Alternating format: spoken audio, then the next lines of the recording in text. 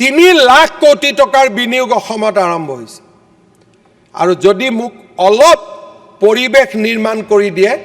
অহা 5 বছৰত আমি 5ৰ পৰা 10 লাখ কোটি টকা আৰু বিনিয়োগ আনিব পাৰিম অধ্যক্ষমহোদয় কাজিৰঙাত এখন 5 ষ্টাৰ হৈছে মানুহে ভাল পাব লাগে যে টকা দিব পৰা টুৰিষ্ট আহিব টকা কোনে পাব হাতীৰ মাউতে পাব জীপ সাফাৰীয়ে পাব তাৰ দোকানীয়ে পাব তাৰ ৰাইজে পাব বেলেগ ৰাজ্যত মাটি আনে জিম কৰবেট পাৰ্কৰ ভিতৰত 5 ষ্টাৰ বনাইছে গুজৰাটত ফৰেষ্টৰ ভিতৰত টাটাই 5 ষ্টাৰ বনাইছে কেনিয়াত ফৰেষ্টৰ ভিতৰত এয়াৰপোৰ্ট বনাইছে আৰু অধ্যক্ষ মহোদয় মোৰ কাৰণে ইমান সমস্যা যে এখন মাত্ৰ 5 ষ্টাৰ দিবৰ কাৰণে মানুহে টকা খৰচ কৰিম বুলি কৈছে তাতো মই সংগ্ৰাম কৰি আছো আজি কোনেও বিচৰা নাই যে কাজিৰঙা জীপ সাফাৰী সকলে বৰ্তমানৰ 1200 টকাৰ জায়গা 2000 টকা পাব আৰু উৎপাদন হক কাজিৰঙাত তেওঁলোকে বিচাৰিছে যে কাজিৰঙাৰ জীপ সাফাৰী কেটা কেনেকৈ দুখিয়া হৈ থাকিব পাৰে কাৰণ 5 ষ্টাৰ আহিলেতো ধনী মানুহ আহিব পইচা বেছি দিব দুখিয়া হৈ থাকিলেহে আন্দোলন হ'ব ধনী হলেতো আন্দোলন নহব আজি মই আচৰিত হওঁ যে মানুহে আবেদন কৰিব লাগিছিল এই বামপন্থীসকলে যে চৰকাৰেনো আপোনাক কিয় এৰেষ্ট কৰিব লাগে আপুনিয়ে নেতৃত্ব লওক এখন 5 ষ্টাৰ অনাৰ ক্ষেত্ৰত আপুনি আধাৰখিলা কৰক যিখন ৰাজ্যৰ মুখ্যমন্ত্ৰীয়ে কাজিৰঙাৰ দৰে ইউনেস্কো হেৰিটেজ সাইটত এখন 5 ষ্টাৰ অনাৰ বাবে সংগ্ৰাম কৰিব লাগে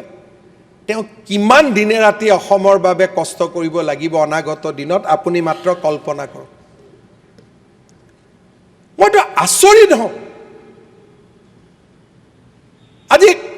আজি এইবিলাকতো নতুন কথা নহয়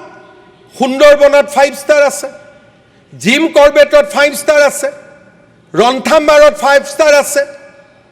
কোনখন টুৰিষ্ট প্লেছত 5 ষ্টাৰ হোটেল নাই আজি শিলঙত 5 ষ্টাৰ হোটেল আছে চেৰাপুঞ্জিত 5 ষ্টাৰ হোটেল আছে আমাৰ কাজিৰঙাত কিয় 5 ষ্টাৰ হোটেল থাকিব নালাগে পৰ্যটক আহিব নালাগে পৰ্যটন এনেকুৱা এটা উদ্যোগ যি উদ্যোগ আহিলে না প্ৰদূষণ হয় না খেতিয়কে মাটি দিব লাগে একো কৰিব নালাগে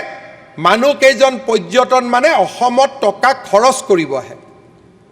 আমি জিএসটি পাম হাজাৰ জনে উদ্যোগ পাব আপোনালোকে কক যে কাৰোবাৰ যদি মাটি গৈছে আপোনালোকে ক্ষতিপূৰণ 10 লাখৰ জায়গাত 20 লাখ দিও তাততো কাৰো আপত্তি নাই অধ্যক্ষ মহোদয় যদি কাৰোবাৰ সঁচাই মাটি গৈছে তাক আন এটা জায়গাত মাটি দিও কিন্তু আমি 5 ষ্টাৰ হোটেলখন বিচাৰো আমি ইয়াত কিয় কৈছো আদানিক লৈ আহিব 5 ষ্টাৰ কৰিব অধ্যক্ষ মহোদয় আদানিয়ে যদি 5 ষ্টাৰ নবনাই মোৰটো বনাবৰ কাৰণে পইচা নাই অধ্যক্ষ মহোদয় না আপুনি বনাব পাৰিব নে মই বনাব পাৰিম 5 ষ্টাৰটো পইচা থকা মানুহে বনাব লাগিব আজি যদি পৰিৱৰ্তন নহয় অধ্যক্ষ মহোদয় 10 বছৰৰ পিছত অৰুণাচলতকৈ আমি পিছত যাব লাগিব